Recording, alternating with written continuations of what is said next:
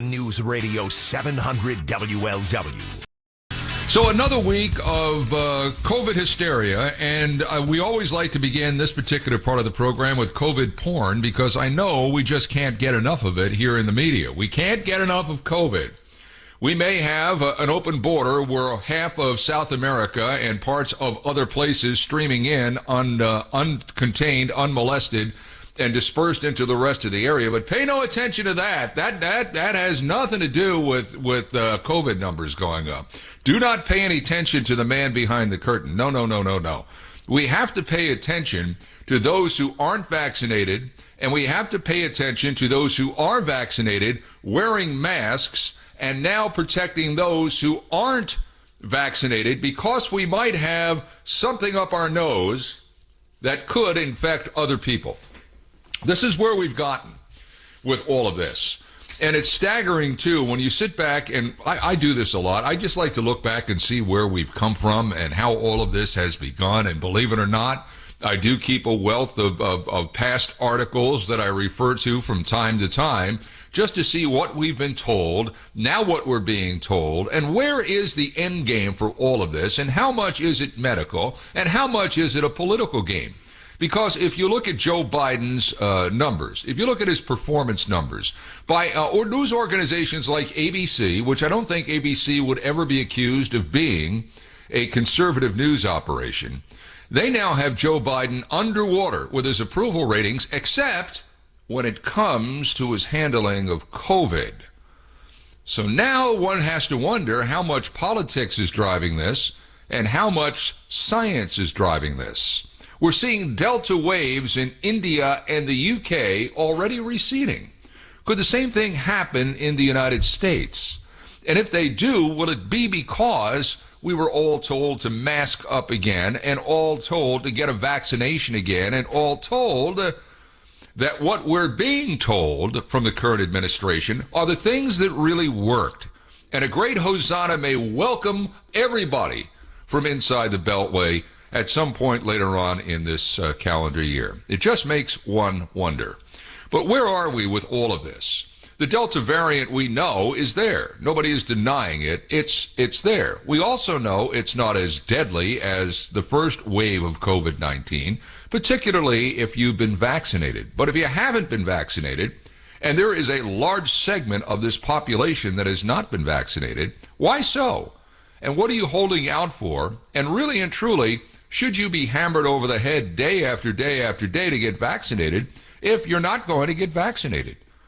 And is any of that your God-given and your right as an American citizen to make a decision for what's best for you? These are the things that are cascading around and not often intersecting. But whenever we can ever intersect with Todd Furniss, it's a good day. He is the author of the 60% Solution, Rethinking Healthcare. It offers a bold new vision of how to radically improve the availability and the affordability of healthcare. And Todd Furniss, how are you on this glorious Saturday? I am doing dandy. It's good to be with you today, Ben. Yeah, it's good to be with you too. Now let's just see what this past week has given us medically. Let's start with that. Data from other countries is providing some hope that the U.S. recent Delta-driven wave may dissipate as fast as it emerged. The UK confirmed COVID-19 cases have fallen 50% in the last week. And even if you look at other countries around the globe, some aren't doing very well, but some are falling off, and some are really giving us hope that maybe this won't be with us for very long. But I'm just wondering, can we really look at other countries to get data that will help us here in the United States?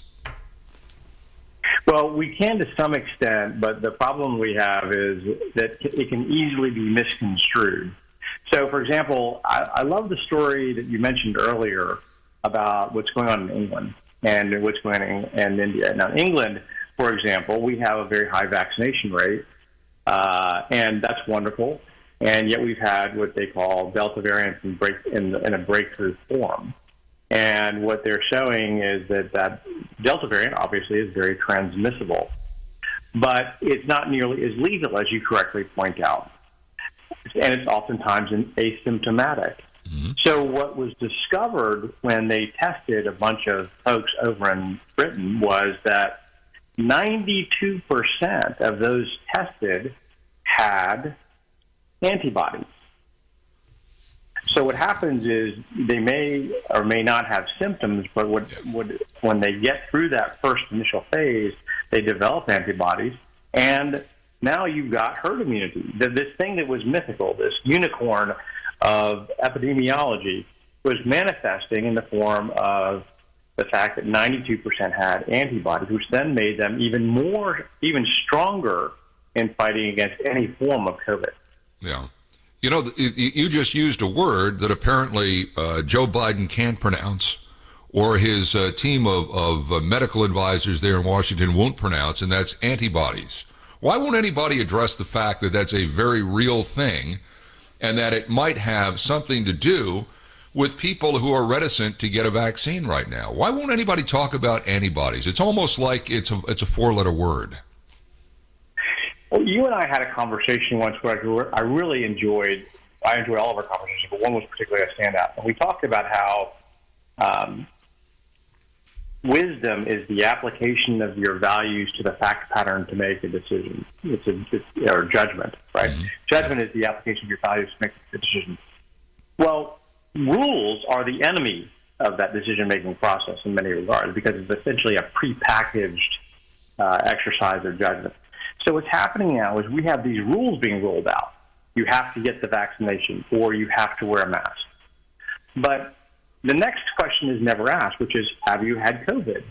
If you've had COVID, that means you have antibodies, which means you are in a different risk category, and it should be a different set of questions that follow. But instead what happens is, and this is happening at universities right now, you can have had COVID and thus have antibodies, and the school is still mandating that you get the vaccination or you can't come to school. Yeah.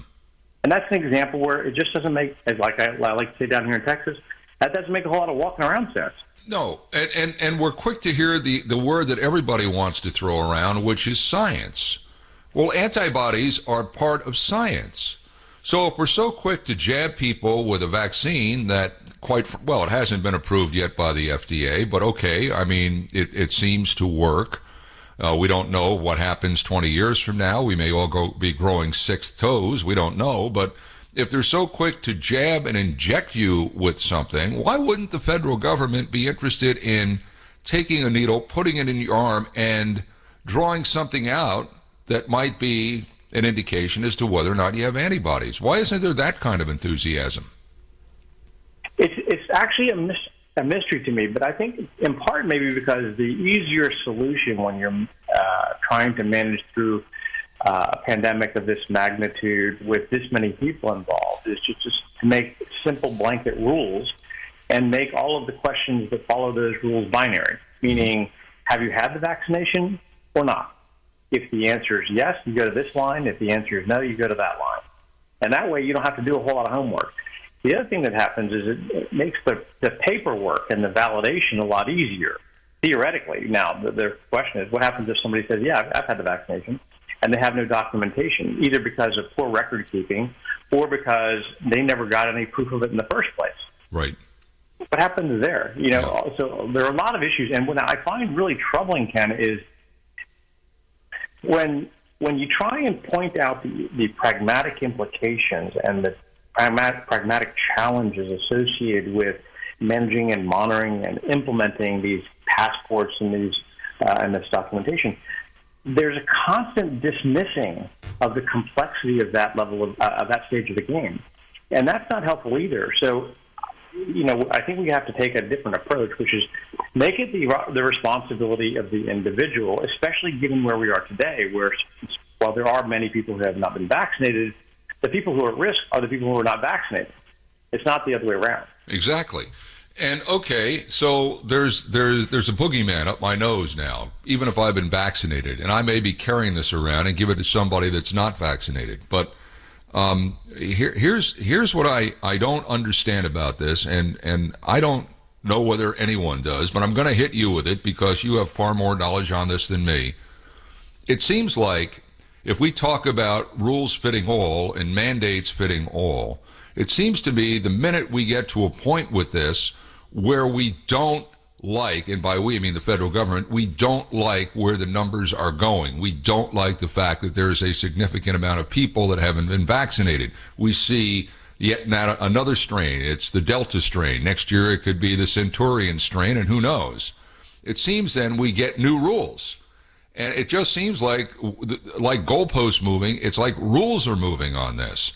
And that smacks to me of people that aren't quite sure of what's going on. Anytime somebody changes rules, it's because they don't know what's going on. And I know you and I had this conversation maybe the first time we talked. I would much rather hear somebody say, I don't know, we don't know, this is what we think, but we don't know, rather than, boom, here, you got to do this. Does that make sense? It absolutely does. And what you're describing is a leadership problem. And so when you have somebody who is committed to making their work the foundation for everything, put differently, one of the things I think is a problem with the approach we've taken is we've consolidated the power in the research scientists and saying they're going to determine policy. What research scientists are supposed to do is they're supposed to give us the risk profile. I mean, here's the range of things that could happen. And then policymakers are left to exercise their judgment and put in place regulations that help us handle that risk in the way that we deem fit. So the answer to the question of how much risk is acceptable is not left to the research scientists, because their answer would be zero. Well, you can't live life with a zero risk profile. Exactly. So we have to have something else. We have to have something else that makes sense. And so I wrote a long piece the other day about the passing of law and the rule and passing of regulations is necessarily an abrogation of individual freedoms, and that's okay. That makes sense in certain instances, but there usually has to be a compelling public policy reason for doing so. Now, I admit I'm speaking like a lawyer because I am a lawyer, but the question is when the risk of death from this disease is if you've been vaccinated, it's 0.0007%. So that's 5 zeros in front of a 7 after a decimal point, right? So that's a very, very small risk of death. So I would submit that does not rise to the level of a compelling public policy reason for implementing a regulation. And therefore, we ought to be, in the absence of compelling public policy and in the absence of a regulation, we ought to be encouraging people to do things for different reasons, but not mandating them. Exactly. Todd Furniss, our guest, author of the 60% Solution, Rethinking Healthcare. You know, I took the responsibility to protect myself. I got vaccinated. So I'm a person that believes, Todd, in the greater good, and that I'm part of something that should be the greater good. But if what's left of the greater good doesn't want to protect themselves, at what point does my liability leave off? And I think that's a problem that a lot of people are wrestling with right now. Hey, I did my part. If Joe across the street doesn't want to do his part, how come that folds back onto me?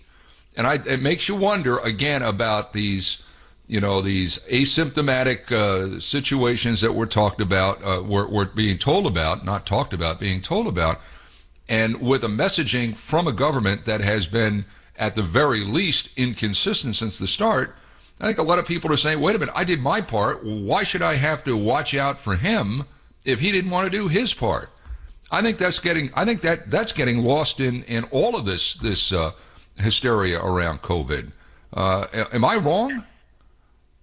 No, you're absolutely right. And Ken, I got to tell you, this is why I love speaking with you on these topics. It's such a joy because what happens is we, in the framework of our conversations almost every time, we put out there a framework for how we think about the problem. And then what we do is we draw that down to a very practical application, right? So we put out a North Star first that says this is the way we ought to think about rules and regulations. And then the second one is this is how we ought to think about it in this context. And then the third thing is this is what this means for you. This is the practical application for you, the listener, for you, the host, for me, the guest. And that framework is not found very often in media. So I'm grateful to you for doing that. That's thing number one.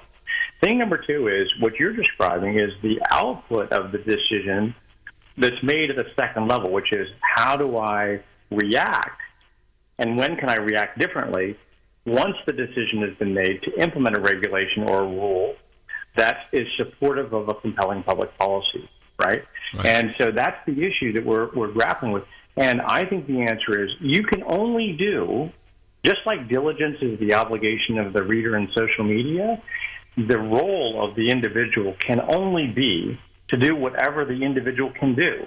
It can't be anything greater. Yeah. And you shouldn't have to subordinate your rights to others in those instances where other individuals have elected not to do what they can do.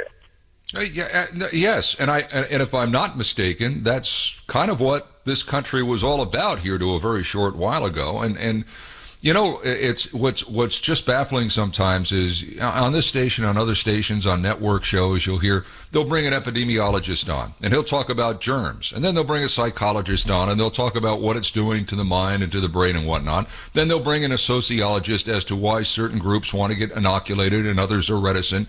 And all of a sudden, you've got everybody just staking out their own turf.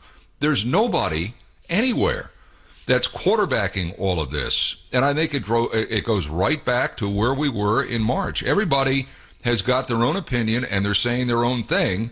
And sometimes it's the person with the loudest voice that gets through the most.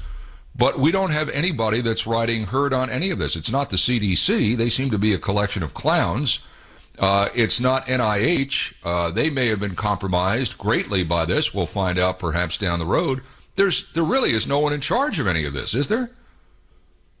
Well, you're correct, and there are people who purport to be, but here's the real problem. And you're kind enough to mention my book at the beginning. What I do in my book is I employ what I call systems thinking, meaning you got to look at all of these different things as inputs to a system, and then you need to look at the system in the aggregate, and then devise a solution that's a representation of the systems thinking that's employed. So when you talk about having a psychiatrist on, he's just talking about one angle to this. He's not talking about the entirety of the system. So we need to think about, the role of government. We need to think about the role of epidemiologists. We need to think about the role of preventative care. We need to think about the role of the individual. We need to think about the role of hospitals. In the aggregate, we can't just say, hey, I'm going to look at this one thing, and that's going to be the answer. I'm going to put my hat, I'm going to rest my hat on whatever the psychiatrist says. That's not helpful. You got to look at all these things in the aggregate and figure out how to make the system work best for America. Yeah, and in essence, that is the epicenter of your book, The 60% Solution, Rethinking Healthcare, available right now at this website, the60percentsolutionbook.com. Todd, stay well. We need to hear your voice, and we will visit down the road. Thank you again. Thank you so much, Ken. Love being with you.